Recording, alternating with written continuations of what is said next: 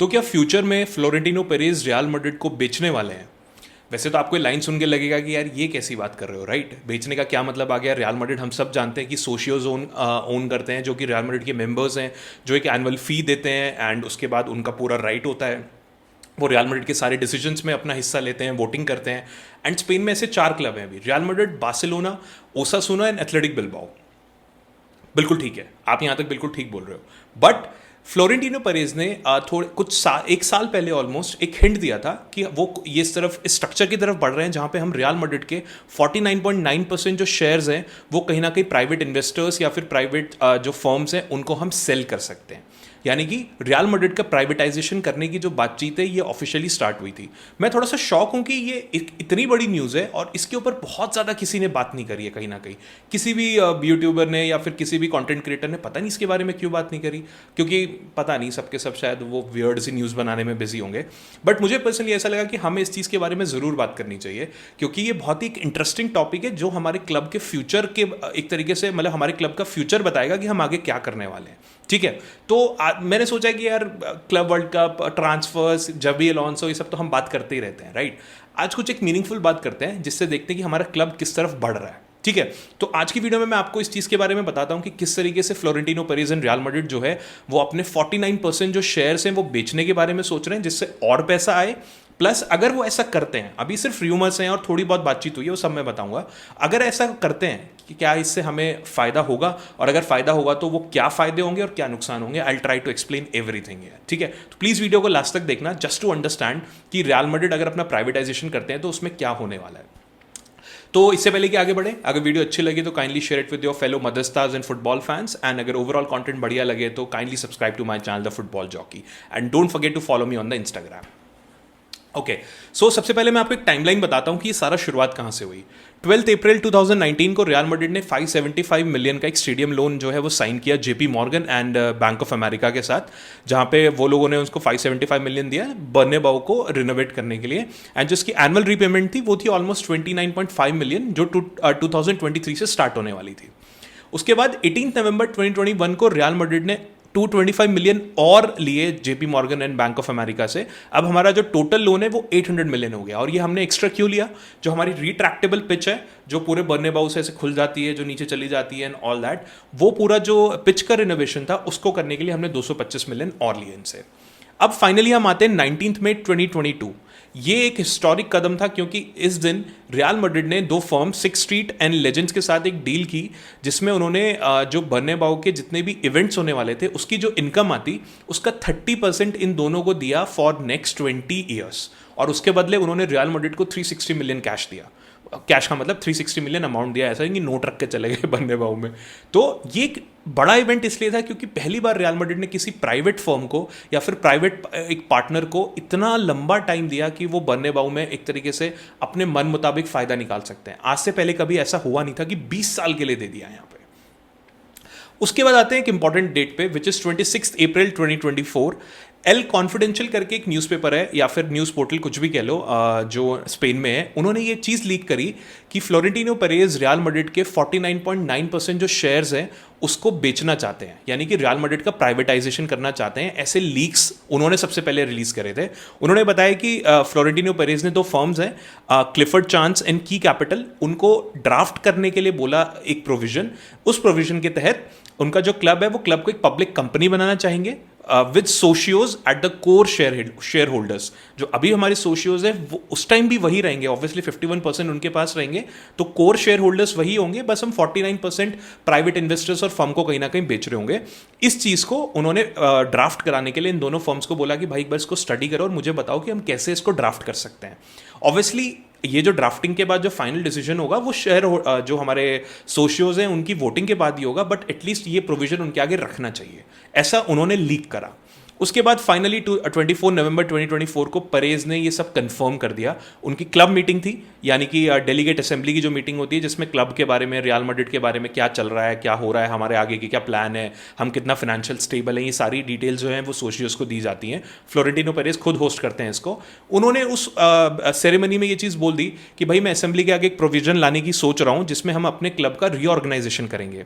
हम क्लब को एक कॉर्पोरेट स्ट्रक्चर की तरह बनाएंगे। ऑब्वियसली जो हमारे फ्यूचर आपको गारंटी करेगा कि हम बाकी क्लब्स की तरह, जैसे कि एसी मिलान देख लो, कहीं ना कहीं इंटर मिलान देख लो, वेलेंसिया देख लो, अभी रिसेंटली मैनचेस्टर यूनाइटेड की हालत देख लो, हम इन क्लब्स की तरह कहीं ना कहीं हमारी डामाडोल हालत ना पहुंच जाए। अभी सब बढ़िया चल रहा है, मे बी अगले 50 साल बाद या 100 साल बाद अगर हम उस हालत में पहुंच जाए, उससे बचने के लिए मैं क्लब के एक रीस्ट्रक्चरिंग का प्रपोजल लाऊंगा, जिससे कि जो हम मेंबर्स हैं हम ही रियल मैड्रिड के ओनर रहेंगे, बट हम इसका एक एज अ कंपनी की तरह रीस्ट्रक्चर कर सकते हैं। ये उन्होंने ऑफिशियली बोला। उसके बाद नवंबर 2024 में स्पोर्ट्स प्रो मीडिया करके एक और मतलब ग्रुप कह लो या न्यूज़ पोर्टल कह लो, कुछ भी कह लो, उन्होंने बोला कि रियल मैड्रिड जो ये रीस्ट्रक्चरिंग वाली जो चीज़ है, ये अभी भी वो लोग डिस्कस कर रहे हैं, स्टडी कर रहे हैं, और इसके थ्रू वो लोग कोशिश कर रहे हैं कि कोई भी थर्ड पार्टी इन्वेस्टर्स जो हैं उनको हम क्लब के शेयर्स जो हैं हम ओपन कर सके कि आओ यहाँ पे खरीद लो। उसके लिए, और मतलब ऑब्वियसली जब सोशियोस को अप्रूव कर देंगे तभी ये वाला जो फेज़ है ये स्टार्ट होगा। अब हम आते हैं 2025 में। 25 में जो अभी बात चल रही है, फिनेंशियल प्रेस नोट है, ये एक सिक्स स्ट्रीट यानी कि यूएस की एक फर्म है, उन्होंने ये चीज़ लीक करी थी कि भाई रियल मैड्रिड जो है वो अपने क्लब की इवैल्यूएशन करा रहे हैं। वो ये बताना चाहते हैं कि हमारा जो क्लब है वो कितना वैल्यूएबल है। तो यूएस प्राइवेट इक्विटी फंड्स करके एक फर्म है, एंड दूसरा गल्फ सॉवरेन वेल्थ फंड्स है। ये दोनों जो है ये रियल मैड्रिड की एक तरीके से इवैल्यूएशन कर रहे हैं, और इन्होंने रियल मैड्रिड को ऑलमोस्ट 9 to 10 बिलियन पे इवैल्यूएट किया है।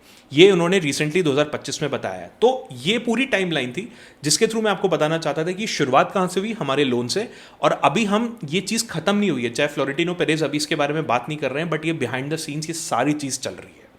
ठीक है, अब फाइनली हम आते हैं, मैं ऑब्वियसली इसमें अपना जो पर्सनल ओपिनियन है वो मैं बाद में बताऊंगा। सबसे पहले मैं आता हूँ कुछ बेनिफिट्स, यानी कि 5 पोटेंशियल बेनिफिट अगर रियल मैड्रिड अपने शेयर्स बेच देते हैं और एक प्राइवेट कंपनी की तरह बन जाते हैं, तो हमारे क्या बेनिफिट यहाँ पे हो सकते हैं। पहला पॉइंट, डेट एलिमिनेशन। आप जब 10 बिलियन की वैल्यूएशन कर रहे हो, आप इनके स्टॉक्स वगैरह अगर बाहर निकालोगे तो ऑलमोस्ट 25 to 30% जो प्लेसमेंट है 10 बिलियन वैल्यूएशन की, वो ऑलमोस्ट 2 से 3 बिलियन जो है आप रेज कर लोगे आराम से।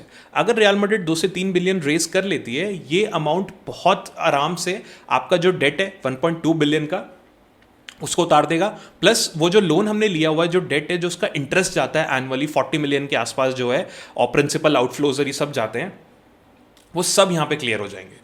तो यानी कि सिर्फ 2 से 3 बिलियन में ही हम अपना सारा कर्जा उतार सकते हैं, सारे अब मैं यहाँ पे बता दूं कि कुछ लोग अगर ये सोचे कि रियल मैड्रिड पे कर्जा है तो क्या हम कर्जे में हम गरीब, नहीं, ऐसा कुछ नहीं है। हर क्लब पे अपना कर्जा होता है, जैसे कि हर गवर्नमेंट पे अपना कर्जा होता है। जो इकोनॉमिक्स वाले स्टूडेंट्स हैं उनको ये सारी चीज़ें पता होंगी। ये एक तरीके से जान पूछ के भी रखा जाता है कई बार, टैक्सेस वगैरह के लिए, बहुत सारी चीज़ों के लिए, और डेट हमेशा हर क्लब पे कहीं ना कहीं चल रहा होता है। ठीक है, सेकेंड आते हैं मोर ट्रांसफर अंडर फाइनेंशियल FFP। तो यार जो इक्विटी वाला पैसा होता है, जो इक्विटी से पैसा आया होता है, वो जो है वो एज अ कैपिटल की तरह, या फिर मतलब एक तरीके से वो कैपिटल की तरह ट्रीट होता है। वो कोई ऑपरेटिंग रेवेन्यू की तरह ऑपरेट नहीं होता है, यानी कि वो एक तरीके से आपका एसेट ही काउंट होता है कहीं ना कहीं। तो जो यूएफए का 70% स्क्वाड कॉस्ट वाला जो रूल है कि आपका जो रेवेन्यू है या जो आपका जितना आपका एसेट है उसका 70% तक आपकी स्क्वाड होनी चाहिए, ये वो, उसमें ये पैसा ऐड ऑन हो जाएगा। तो अगर आप पहले 1 बिलियन का आपका स्क्वाड वाला रूल था, तो वो हो सकता है वो 2 बिलियन हो जाएगा या फिर 2.5 बिलियन हो जाएगा, जिसके तहत आप और ज्यादा साइनिंग्स जो है कर सकते हो विदाउट ब्रीचिंग द रूल कहीं ना कहीं। ठीक है, तो अब ये जो कैश आएगा, यानी कि जो ये एक्स्ट्रा पैसे आएगा, इसमें आप उनकी वेजेस दे सकते हो, साइनिंग बोनस दे सकते हो, और ऑब्वियसली जो हमारे यूएफए के रूल हैं वो भी यहाँ पे ब्रेक नहीं होंगे। उसके बाद third, strong credit report of real Madrid. जब आपके पास डेट नहीं होता, जस्ट लाइक आर सिबिल, जो हमारा सिबिल स्कोर होता है, जब आपके पास कोई डेट नहीं है, आपके पास क्रेडिट कार्ड के जो बिल्स हैं प्रॉपरली पेड हैं, कुछ नहीं है, तो इससे ना आपकी जो कंपनी है वो एक बिल्कुल ट्रांसपेरेंट लिस्टेड कंपनी बन जाती है किसी भी बैंक के लिए। और ये जो आपका क्रेडिट प्रोफाइल है ये बहुत अच्छे तरीके से इंप्रूव करती है, जिससे अगर आप बाद में कभी कोई लोन लेते हो तो जो उसका इंटरेस्ट होता है वो काफ़ी कम हो जाता है, बिकॉज बैंक को भरोसा हो जाता है कि भाई इतना क्लीन बैकग्राउंड है बंदे का, इसको तो आराम से लोन दो, और जितना कम हो सकता है उतना दो, क्योंकि वो चाहते हैं इस तरीके के को लोन देना। तो जब आपकी कंपनी की इमेज ऐसी हो, क्योंकि अब रियल मैड्रिड एक कंपनी है हाइपोथेटिकली, जब आप 49% बेच चुके हो, तो आपकी ऐसी कंपनी जो बिल्कुल ट्रांसपेरेंट है, जिनका बिल्कुल क्लीन एक तरीके से सिबिल स्कोर है, कोई भी बैंक, कोई भी फर्म आपको भाग के लोन देगा जब आपको जरूरत पड़ेगी एट मिनिमल इंटरेस्ट। उसके बाद fourth, professional governance and market discipline. तो भाई जो लिस्टिंग के रूल्स होते हैं, यानी कि जो प्राइवेट आपके शेयर होल्डर्स वगैरह आ जाते हैं, उनमें ऑडिट्स वगैरह करने होते हैं। IFRS अकाउंट्स वगैरह होते हैं, मतलब जैसे EY वगैरह आपको फर्म्स पता होंगी, एक्सेंचर होती है, EY होती है, हर कंपनी का अपना ऑडिट होता है।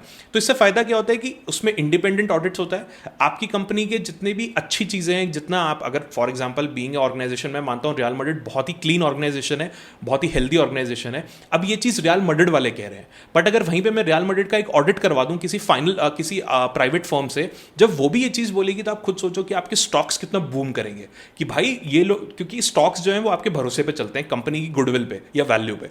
तो अगर जब लोगों को दिखेगा कि जो रियल मैड्रिड बोल रहा है भाई, उसके बाद यही निकला है ऑडिटिंग में भी, जो प्राइवेट शेयर होल्डर्स ने अपनी यहाँ पे ऑडिटिंग कराई है, तो उसके जो स्टॉक्स हैं या फिर जो रियल मैड्रिड की रेप्यूटेशन है भाई बहुत ज़्यादा बूम करेगी, और जो कंप्लाइंस रिस्क वगैरह होते हैं बिल्कुल ना के बराबर यहाँ पे हो जाएंगे। Finally strategic partnership at global scale. अगर आप मान के चलो कि कोई एक ऐसा सॉलिड इन्वेस्टर आ जाता है, may be from the US, और मे बी मतलब कोई वेन्यू मतलब मोनेटाइजेशन वगैरह हो जाती है, आप मानो कोई गल्फ से या सऊदी अरेबिया के किसी साइड से, मिडल ईस्ट वगैरह से, तो वो लोग आपके लिए न्यू स्पॉन्सरशिप जो डोमेन्स है वो भी ओपन करते हैं, क्योंकि अब उनकी भी कुछ ना कुछ से यहाँ पे है। हाइपोथेटिकली रियल मैड्रिड बोलता है कि यार मेरा तो रूल है कि मैं इस पर्टिकुलर मार्केट में नहीं जाता, आप नहीं जाते, बट मेरा तो अब कुछ परसेंट शेयर है ना, मैं अपने उस परसेंट शेयर का, अपने राइट का यूज़ करके मैं उस मार्केट को ज़रूर ओपन करूंगा। इसमें कोई आपका नुकसान नहीं है, इसमें बल्कि फ़ायदा कि वहाँ पे जाएगा तो वो भी रियल मैड्रिड के नाम से ना, तो रियल मैड्रिड का ब्रांड एक्सपोजर तो वो कहीं ना कहीं दे रहा है। तो अगर कोई प्राइवेट इन्वेस्टमेंट फर्म आती है, कोई पार्टनर आता है, कोई भी आता है, तो वो रियल मैड्रिड को और ज़्यादा मार्केट्स देगा रीच आउट करने के लिए, यानी कि और ज़्यादा टेक टाइप्स हो सकते हैं। भाई उस कंपनी की जान पहचान किसी और कंपनी के साथ होगी, वो बोलेगा यार प्लीज़ मुझे भी टाइप करा दो, तो बोलेगा हाँ हाँ मेरे पास 5% शेयर है, तो उसके हिसाब से मेरे पास राइट है, तू ये टाइप कर ले। इससे दोबारा रियल मैड्रिड की वैल्यू इनकम कहीं ना कहीं बढ़ेगी। तो इतने ज़्यादा कुछ बहुत ज़्यादा इवेंट्स और ये सब, मतलब बहुत सारे डोमेन्स जो हैं वो रियल मैड्रिड के लिए खुलेंगे, शायद जिसके बारे में भी रियल मैड्रिड सोचता नहीं है। ठीक है, तो ये थे कुछ फ़ायदे। अगर हम पब्लिक जाते हैं तो हमें क्या फ़ायदे हो सकते हैं। अब ऑब्वियसली इसके साथ कुछ 2-3 नुकसान भी हैं जो शायद हमें कहीं ना कहीं सोचने पड़ेंगे। जैसे कि पहला है कि फैंस में lose influence over the club. अब आप ये चीज़ चाहे कह रहे हो कि हमारे पास 50% अभी भी रहेंगे, बट अगर आपकी कंपनी में कई आउटसाइड इन्वेस्टर्स के पास 25 से 30% का अगर स्टॉक्स हैं या फिर उनके पास शेयर्स हैं, तो वो बहुत बड़े बड़े डिसीजंस भाई अभी भी ले सकते हैं। ये सिर्फ पेपर पे बोलने की बात होती है कि 51% जो है यार हम ही मालिक हैं, ऐसा नहीं होता है। ठीक है, तो वो आपको बहुत सारी चीज़ों के लिए पुश कर सकते हैं, क्योंकि फिर एक तरीके से कन्फ्लिक्ट हो जाएगा। कोई किसी चीज़ पे वोटिंग होगी, वो मना कर देंगे, वो आप हाँ कर दोगे, बट स्टिल भाई 30% बहुत बड़ा हिस्सा होता है। अगर आपकी कंपनी की 30% जो जनता है वो किसी चीज़ को मना कर रही है, आपको सुनना पड़ेगा कि भाई ये मना क्यों कर रहे हैं। तो हो सकता है कि वो आपको ब्लैकमेल करने लगे कि भाई जो आपका एक किक ऑफ टाइम है इसको चेंज करो, क्योंकि इंडिया की मार्केट जो है जहाँ पे शायद ज़्यादा लोग देख सकते हैं वो भी देख नहीं पा रहे हैं, मुझे वहाँ से रेवेन्यू कमाना है, तो आप इस किक ऑफ टाइम को 8 बजे करो। आप ये जो मर्चेंडाइज है इसको वहाँ बेचो, ये टीवी राइट जो है इसको इधर बेचो। वो अपनी ब्लैकमेलिंग टाइप की चीज़ें आपके साथ यहाँ पे करना शुरू कर सकते हैं। वो स्पॉन्सर्स जो हैं वो अपने मर्जी से लाने शुरू कर देंगे, जिनको शायद फैंस पसंद भी ना करते हो। वियर्ड से स्पॉन्सर में भी बेटिंग कंपनीज या फिर पॉलिटिकल लिंक्स अपने दिखाने लग जाए। तो इस टाइप की चीज़ें जो हैं वो रियल मैड्रिड के साथ कहीं ना कहीं ब्लैकमेल कर सकते हैं। तो एक तरीके से होगा कि जैसे रियल मैड्रिड जो क्लब है अभी वो ट्रेडिशन पे ज़्यादा फोकस करता है, फिर वो बहुत ज़्यादा पैसों पे फोकस करने कहीं ना कहीं लग जाएगा जस्ट बिकॉज ऑफ देम। तो ऑब्वियसली जो फैंस हैं वो अपना कंट्रोल भाई क्लब के ऊपर लूज कर देंगे। उसके बाद सेकेंड आता है football decisions might be made like a business, जो कि अभी PSG, मैन सिटी जैसे क्लब्स में कहीं ना कहीं होता है। जो ऑब्वियसली यार बिग इन्वेस्टर्स आएंगे, वो अपना प्रॉफिट देखने आएंगे, वो कोई रियल मैड्रिड की वजह से फुटबॉल फैंस नहीं है इसलिए नहीं आ रहे हैं, वो रियल मैड्रिड को यूज़ करके पैसा कमाने के लिए आ रहे हैं। तो जैसे ही वो पैसा इन्वेस्ट करेंगे तो वो क्लब को बोलेंगे भाई काम करो, प्लेयर की सैलरीज कम करो। ठीक है, ये बहुत ज़्यादा है, जैसे कि डैनियल रेडक्लिफ कर रहा है मैनचेस्टर यूनाइटेड के साथ। यही हालत होती है जब अगर आप क्लब को शुरुआत से बैलेंस नहीं करते हो, तो कोई फाइनल जो बाहर का बंदा आएगा वो इसी तरीके से आपको परेशान करेगा। ठीक है, उसके बाद हो सकता है वो बोलेगा कि यार यूथ अकेडमी में बहुत ज़्यादा पैसे खर्च मत करो, बहुत काम की चीज़ नहीं है, हम बाद में प्लेयर खरीद लेंगे बाहर से। अब ये आप जानते हो कि यूथ अकेडमी से कितने ज़बरदस्त प्लेयर निकलते हैं जिससे आपका पैसा बचता है। हो सकता है वो आपको बोलेगा कि जितने भी ये जो स्टार प्लेयर आ रहे हैं इनमें से 2-3 भेज दो, बहुत बड़ा ऑफर आ रहा है सऊदी से और यहाँ से, हम बाद में कुछ और खरीद लेंगे। वो आपके क्लब की जो फील है ना उसी को खत्म कर देंगे यहाँ पे कहीं ना कहीं। तो फुटबॉल जो है फिर फुटबॉल नहीं रह जाएगी, फिर वो मैं जो बोलता हूँ कि Arab money like Man City, Newcastle, PSG, इसी तरीके का क्लब बन जाएगा रियल मैड्रिड भी। उसके बाद फाइनली जो बहुत बड़ी प्रॉब्लम है which would be reputation problem. Obviously ये डिपेंड करेगा कौन खरीद रहा है। अब जैसे कि मैं बोलता हूँ कि भाई मैन सिटी वगैरह बहुत एफएफपी रूल ब्रेक करते हैं, वो पीछे से सऊदी जो यूएई की गवर्नमेंट है उनके पॉलिटिकल लिंक्स हैं, वो उसके थ्रू अपनी भाई जो इमेज है वो क्लीन करने की कोशिश करते हैं। तो अगर इसी तरीके की कोई फॉर्म रियल मैड्रिड के यहाँ पे चीज़ें मतलब ये शेयर्स भी खरीद लेगी, तो जो कोई फॉरेन गवर्नमेंट खरीद ले हो सकता है, तो ये एक तरीके से ना बैड रिकॉर्ड चला जाएगा। रेपुटेशन जो है रियल मैड्रिड की, जो क्लीन रेपुटेशन है, उस पर भाई एक तरीके से धब्बा पड़ जाएगा। हो सकता है यू नेवर नो कि फैंस, जर्नलिस्ट, सब जो है प्लेयर्स वगैरह सब प्रोटेस्ट करना शुरू कर देंगे यहाँ पे। और रियल मैड्रिड की जो ग्लोबल इमेज और लेगेसी है उसको कितना ज़बरदस्त डैमेज होगा ये तो भाई हम सोच भी नहीं सकते, ठीक है। और ऑब्वियसली इसमें ला लीगा के रूल्स के साथ कोई ट्रबल हो सकती है, जो ऑब्वियसली क्लब को कंट्रोल नहीं करने देंगे आउटसाइड से। वो कोई रूल बना देगा कि ये रूल होगा कि कोई बाहर की जो फॉर्म है वो क्लब को कंट्रोल नहीं करेगी, फिर ये दोबारा कन्फ्लिक्ट्स वगैरह में चला जाएगा। तो ले दे के भाई ये कंट्रोवर्सी, बैड प्रेस और रेपुटेशन पे बहुत बड़ा धब्बा हो सकता है। तो ये थे फायदे, ये थे नुकसान। मुझे पर्सनली ऐसा लगता है कि यार रियल मैड्रिड अगर रियल मैड्रिड को अगले 50-100 साल में इन अरब क्लब्स के साथ compete करना है, क्योंकि ये तो अपना पैसा डालते रहेंगे, ये कहीं नहीं रुकेंगे भाई, ये लगातार करते रहेंगे। तो मुझे पर्सनली ऐसा लगता है कि कहीं ना कहीं रियल मैड्रिड को प्राइवेटाइजेशन करने की ज़रूरत है, उनको पब्लिक जाने की ज़रूरत है, जस्ट डिपेंडिंग कि कितने % शेयर आपको देने। मैं अभी भी नहीं बोलता हूँ कि 49% शेयर आपको देने चाहिए, बट अगले 50-100 साल में अगर आपको इन सब क्लब से compete करना पड़ेगा, आपका रेवेन्यू मॉडल आपको चेंज करना पड़ेगा। एंड आई पर्सनली फील कि Florentino Perez is doing the right thing है। आपको क्या लगता है इस पूरी चीज़ के बारे में? Just kindly let me no in the comments. Do you also agree with me कि रियल मैड्रिड को जो है पब्लिक जाने में कोई नुकसान नहीं है? आपको क्या लगता है जो बेनिफिट्स मैंने बताए क्या वो सेंस बनाते हैं, या फिर जो नुकसान मैंने बताए वो ज़्यादा सेंस बनाते हैं? Just let me know everything in the comments. अगर वीडियो अच्छी लगी हो तो kindly share it with your friends and subscribe to my channel. Thank you.